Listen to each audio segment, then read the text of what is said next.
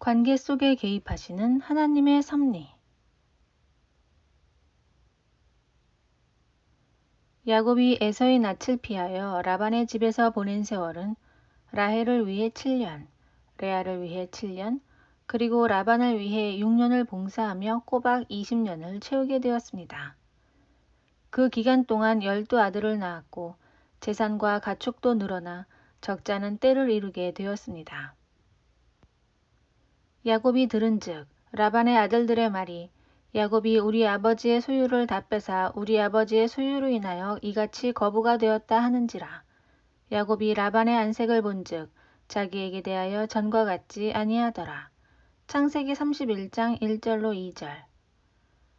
야곱이 라반의 소유를 빼앗고 부자가 되었다는 소문이 퍼지자 라반의 안색이 변하고 대하는 태도가 예전 같지 않았습니다. 야곱도 계산이 무척 빠른 사람이었지만 라반은 훨씬 더 계산적이고 야곱의 머리 꼭대기에 앉아 절대로 손해보는 장사를 하지 않는 날고기는 사람이었습니다. 그래서 품삯을 10번이나 속여가며 야곱의 노동력을 착취하였습니다. 야곱과 라반의 관계가 틀어지고 조만간 엄청난 갈등이 일어날 수 있는 폭풍전야였습니다. 하나님께서는 바로 이 타이밍에서 야곱과 라반의 삶에 개입하십니다.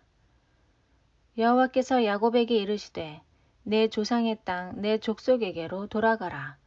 내가 너와 함께 있으리라 하신지라. 창세기 31장 3절. 먼저 야곱을 부르사 이제 떠날 때가 되었으니 고향으로 돌아가라 명하십니다. 만약 하나님의 개입하심이 없었다면 그는 계속 라반의 집에 머물면서 심각한 갈등과 다툼 속에서 수많은 세월을 허비하며 살아가야 했을 것입니다. 야곱은 라반의 성향과 기질을 너무나 잘 알았기 때문에 라반이 일하러 나간 사이에 모든 식구들과 가축들을 데리고 도망치듯 떠납니다. 라헬과 레아가 그에게 대답하여 가로되 우리가 아버지 집에서 무슨 분깃이나 유업이나 있으리요.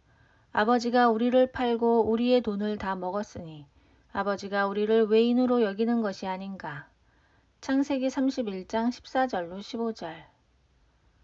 두 딸인 라헬과 레아조차도 아버지를 신뢰하지 못하여 야곱을 기꺼이 따라 나선 것을 보면 라반이 얼마나 철저히 계산적이고 딸들조차도 혀를 내두를 정도의 사람인지 엿볼 수가 있습니다.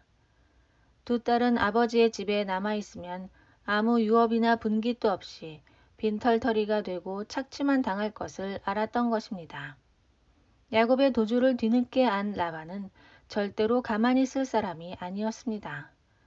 당장 야곱을 뒤쫓아가 가지고 간 모든 것을 빼앗고 심지어 야곱을 죽일 수도 있는 심각한 상황이었습니다. 바로 이 정확한 타이밍에 하나님께서 라반의 삶에도 개입하십니다.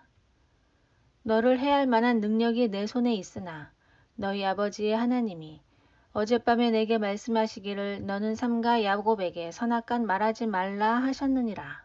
창세기 31장 29절. 그날 밤 라반에게 나타나사 야곱에게 선악간에 말하지 말고 야곱을 해하지 말라고 경고하십니다. 하나님의 개입이 없었다면 정말 야곱과 라반 사이에 엄청난 갈등과 심각하게 안 좋은 일이 터졌을 것이 불보듯 뻔합니다. 이러한 하나님의 중재로 결국 두 사람은 특별한 사고 없이 서로 언약을 맺고 갈라서게 됩니다. 이 이야기 속에서 하나님의 개입하심에 대해 깊이 생각해 보게 됩니다. 우리가 살아가는 인생은 수많은 관계들로 맺어져 있습니다. 그 관계의 끈들 중에 어느 하나라도 끊어지거나 갈등이 생기게 되면 삶의 균형이 깨어지고 금이 가기 시작합니다. 우리 스스로의 힘으로 관계를 붙잡고 살아간다면 그것만큼 힘겨운 삶이 없을 것입니다. 죄인된 우리에게는 모든 관계를 만족시켜줄 완전한 사랑이 없기 때문입니다. 한치의 양보도 없이 속고 속이는 야곱과 라반의 관계 속을 파고들어 야곱에게 올무가 될 라반과의 관계를 끊어내시고 약속의 땅으로 이끄시는 섬세하신 하나님의 손길을 느낍니다.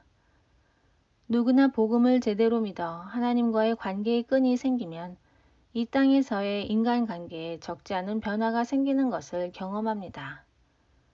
하나님께서 기뻐하시는 관계들을 찾아 새롭게 맺어지는 관계들이 생기는 반면 죄악의 악순환을 되풀이하게 되는 관계들은 자연스럽게 정리가 됩니다.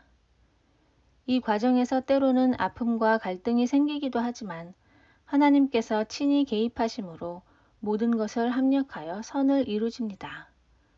관계 속에 개입하시는 하나님의 세밀하신 섭리 가운데 각 사람을 향한 맞춤형 은혜가 지금도 한결같이 흘러가고 있음에 감사를 드립니다.